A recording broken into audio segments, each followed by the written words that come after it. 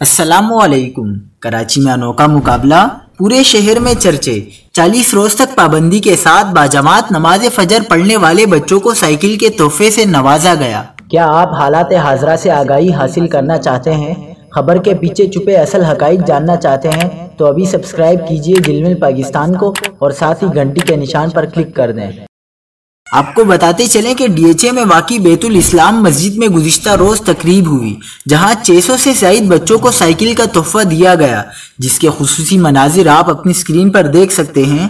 40 دن باجماعت تکبیر اولیٰ سے فجر کی نماز پڑھنے والے سینکڑوں بچوں کے لیے بیت الاسلام ویلفیئر ٹرسٹ شعبہ تربیت کی طرف سے سائیکل کا تحفہ دیا گیا۔ اس اقدام کو سوشل میڈیا پر ہر طبقے نے سراہا اور لوگوں نے خوشی کا اظہار کیا۔ ہم نے بہت سارے ایسے والدین کو دیکھا ہے جو اپنے بچوں کو اچھے پرائیویٹ سکولز میں پڑھا رہے ہوتے ہیں اور یہ کہتے ہیں کہ بیٹا اگر آپ کے اچھے نمبر آئیں گے تو ہم آپ کو سائیکل یا دوسرا کوئی بہترین تحفہ دیں گے۔ کاش یہی والدین اپنے بچوں سے کہنے لگیں کہ بیٹا اگر آپ 40 دن بلا ناغہ فجر کی نماز باجماعت مسجد میں پڑھنے والے بن جائیں گے تو ہم آپ کو سائیکل وغیرہ کا تحفہ دیں گے۔